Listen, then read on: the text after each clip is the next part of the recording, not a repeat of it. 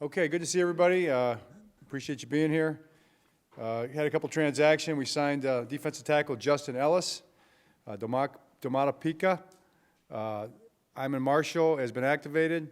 Cyrus Jones, Ufamba Kamalu, injured reserve Dalen Mack. Those are some tough pronunciations. But very good players, and guys we're excited to have and add and make us a stronger football team. Looking forward to the game. We're into the preparation now, obviously, full steam ahead, and got a lot of respect for the Texans, AFC South leaders, and have earned it. They're playing great football, all three phases are excellent, and we'll have our hands full. So what questions do you have? Preparing for Deshaun, does having Lamar on your team and arguably working against the defense help you in any way to prepare for him? It probably does. You know, I mean, those guys, Lamar won't be doing any of that stuff, but both our two backup quarterbacks, I think, are very well suited to run the plays. Now, I mean, you know, it's not going to be live, and Deshaun Watson is a whole different kind of a guy. I think he's playing at the highest level. I think he's at the top of the heap, you know, right there with all the top guys right now, and doing it his way and making a lot of plays. So we'll just do the best we can and practice our stuff our way and put it out there Sunday and see how we do. John, it's the sort of golden age of quarterbacks who can make more than as well as their arms. I mean, just if you look at these two quarterbacks, and then you got Russell Wilson, Mahomes, Kyler Murray, do they have to be able to throw? I mean, is that the component? Yeah, I mean, if you play quarterback, you definitely have to be able to throw. You know, it's really important. Yeah, I mean, quarterback is a complex position. I think it kind of goes in the category of the more you can do, the better you're going to be. And those guys, I think all the guys you mentioned are just very uniquely talented in a whole lot of ways, you know. And we've said many times we feel like the toughest position to play in any sport is probably quarterback. I mean, you got to process so much information intellectually, mentally, change a course, and you know, and then do it physically, and operate at a really high level. I don't know how they do it, to be honest with you. But those guys are doing it at the highest level. So we appreciate our guy, and we have a tough time defending those other guys. John, what's going through your head when, like, at the end of the game, you're talking to Lamar on the sideline, and you're just trying to pay him compliments, and he's like, "Yeah, that's great, but let's get a Super Bowl." You know, and the other stuff doesn't seem to be as meaningful to him as that pursuit. Okay. Is there a question in there? What does it mean to you to hear that? What does it mean to me? Yeah. Oh, I just think it's who he is. You know, it means a lot. You know, he's focused. You know, it's meaningful to him. I mean, I wouldn't agree with that exactly. I think Lamar thinks like all of us. I mean, he thinks about a lot of things. He's very aware and cognizant of what's going on around him. He sees the big picture, but he also sees the small picture too. And what he's focused on is what he said. You know, which I appreciated obviously in that moment. Has anything about his growth this year surprised you, or did you envision him progressing to the point that he has at this point? Well, I mean, nobody knows what's going to happen going forward, but I wouldn't at all say it surprises me or us. You know, I feel like we had that vision for him. We're just trying to win games. You know what I mean? We're just trying to win games. So any way we can with the players that we have, we really do like our players. We think we have a lot of talented guys. We love the way they fit what we're trying to do. We like the way we're fitting what we're trying to do for our players. You know, I mean, that's really the issue. That's what we're trying to do. Every week's a different week, a new challenge, and really that's what it is for us. I mean, all the big picture stuff, like I appreciate you guys being here and asking the big grand questions, but we're not in the big grand answers right now. We're just trying to beat the Texans, you know, with the guys we got, and that's what our players are focused on. And anything else is just a distraction. You know, we don't need to be thinking about that stuff. And that's kind of what he's alluding to during the game, you know, and you know, like you said, I appreciate that. Clowney and Watt have been the face of the Texans defense for so long. They're both out. What do you see on the defense without them? Well, they still got a bunch of good players at all three levels. I mean, a very stout defensive line led by Reeder, who's you know, like our guys. He's hard to move, and they're built that way. They're kind of an odd front, a lot like us, Pittsburgh, New England. You know, that's kind of how they're built. Two really good edge-setting outside linebackers, two downhill physical inside linebackers who are also athletic, and a high pedigreed secondary. You get 3 first-round picks. One of them is a 14-year vet who is playing like he's a 4-year guy. And then excellent safety, obviously Gibson over there, who's a high-priced free agent. So, and we played against him in Cleveland. So we know these guys, and they're talented and good on defense. It's one of the top defenses in the league. Do you think this offensive is unstoppable? Excuse me? Do you think this offensive is unstoppable? Our offense is unstoppable. No, I don't think that. I do not think that. I'm just hoping that other people do think that. I don't know. I don't even know how to answer that. But. You've done a lot to the tight ends. Would you like to get your receivers more involved in a downfield passing attack, or are you just comfortable with what you're running because it's successful? Well, I think looking back, we're comfortable. Looking forward, we want to do whatever we can do to win the game, Mike. I mean, it's whatever it takes. We're going to need those guys to make plays. I sure appreciated Marquise's plays in the game, and Willie had a big third down conversion. So in terms of the numbers, heck yeah, we want those guys to make, as many catches as they can. And I do believe that in the course of playing, that defenses take away what they're going to take away. Lamar reads it out. The schemes are set up the way they are. That those plays are going to, happen when they kind of present themselves. What's impressed you about Marcus Peters so far? Well, coming in so quickly, probably more than anything, Sam. I mean, he's a guy that he came in, he played. Got a pick six, the 2 interceptions for touchdowns are probably at the top of my list. But the rest of it, I guess, more than that, he's really accommodated himself to playing the style of defense that we want to play in the back end. Okay, the way we play our techniques and our coverages, the way we relate to routes, and in both man and zone coverages, he's really smart. He picks it up just like that. He understands the value of working hard at the fundamentals and technique and working together back there. And so he's just been seamless, and that's probably the part I appreciate the most.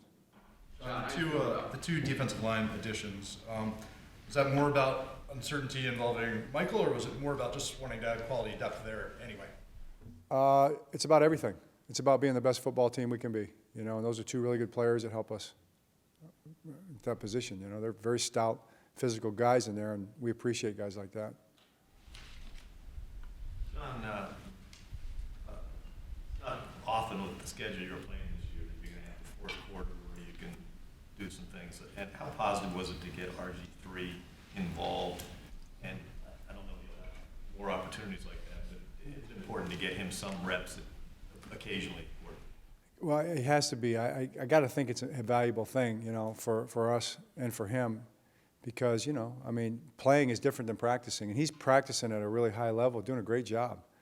He looks good in practice. I'll tell you see him throw in practice, you'd be impressed, But to get in the game, it's different, and he hasn't played in a lot of games, in regular season games. Even missed the preseason this year, right, because of the thumb injury. So, yeah, I think it's really important and a real plus. John, maybe it's coincidence, but the defense seems to have gotten better since Chuck Clark went into the starting lineup. What are you seeing from him since he's been a starter? Well, Chuck's playing at a high level. I think we knew that, and it wasn't surprising to us. We felt like Chuck was a starter. We tell our guys that. Most all of our guys are starters in our eyes. We expect no drop-off when guys come in. You want to have as deep of a team as you can, and we kind of expected it, to be honest with you. And he hasn't disappointed us. He's playing great. John, do you know if you guys are going to be represented at Kaepernick's workout Saturday? I don't. I do not know.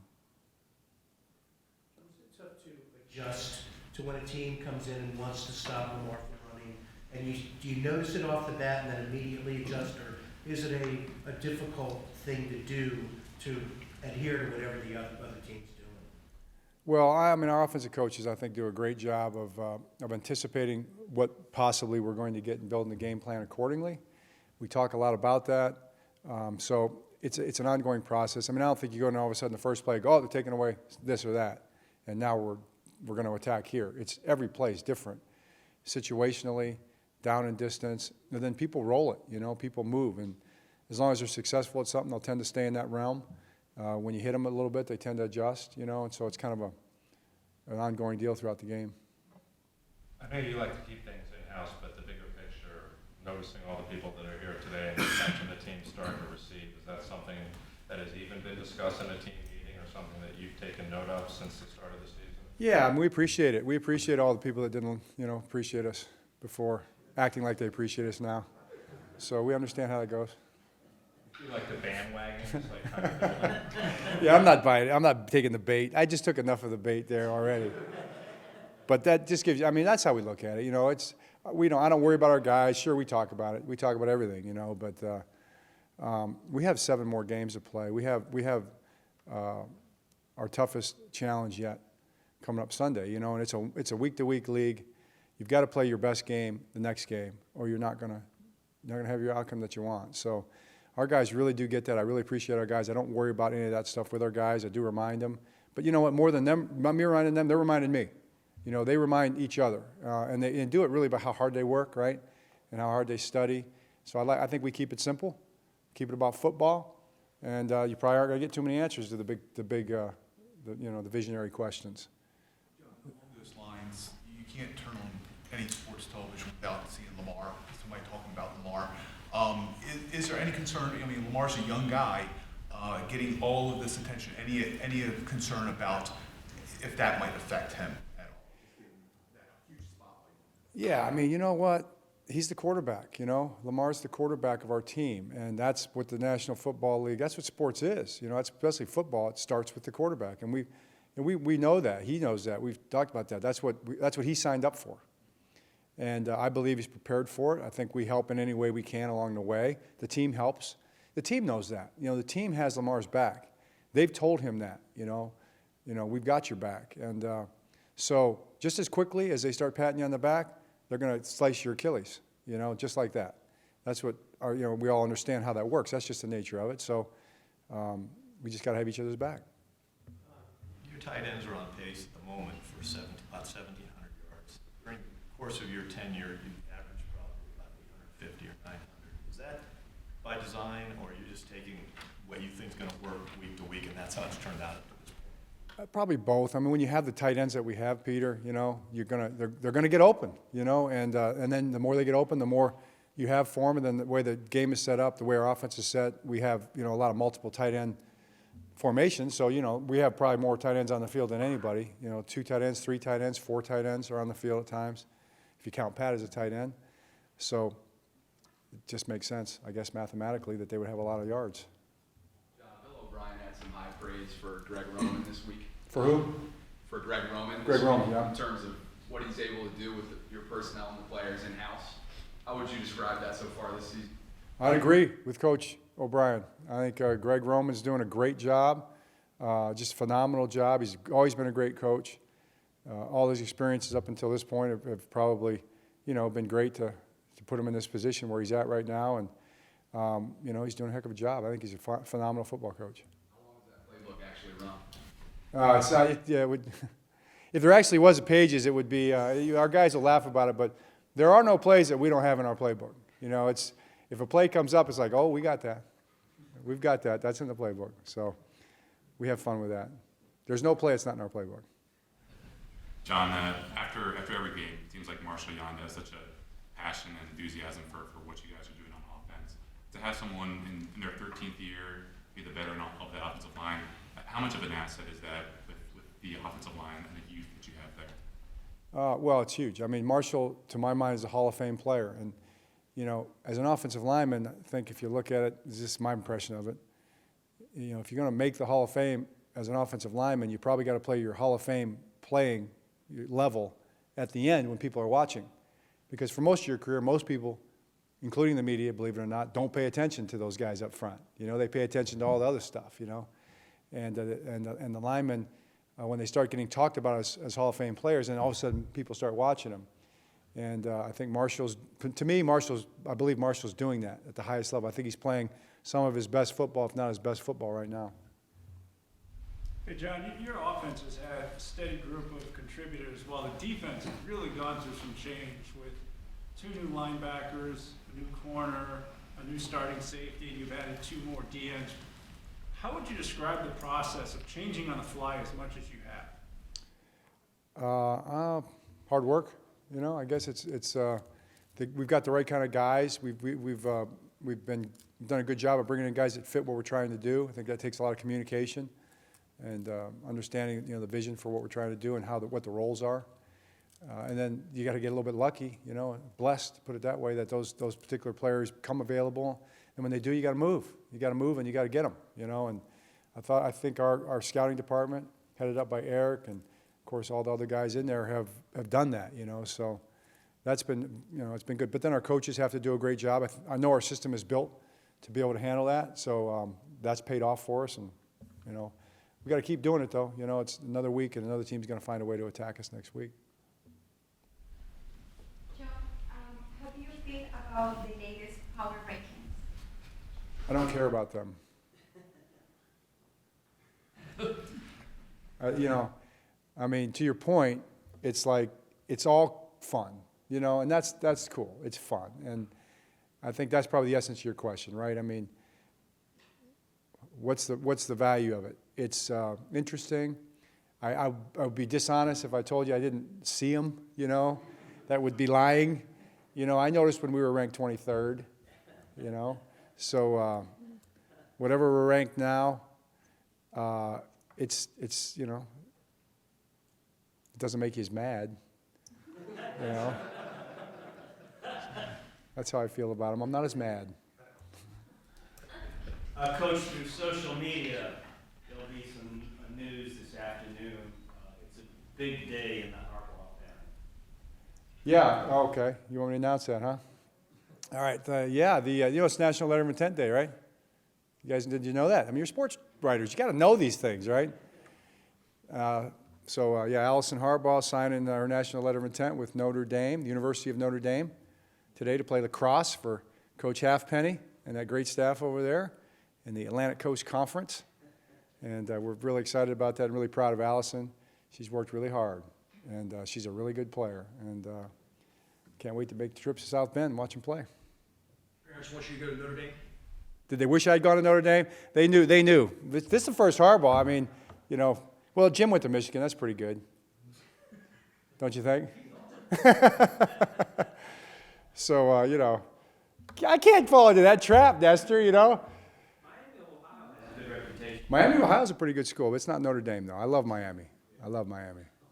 Miami's a great school. Miami's right there with Notre Dame. Miami, Notre Dame. Thank you for making that point. It's fun day. Thank you, Kevin. We're all good? All right, thanks.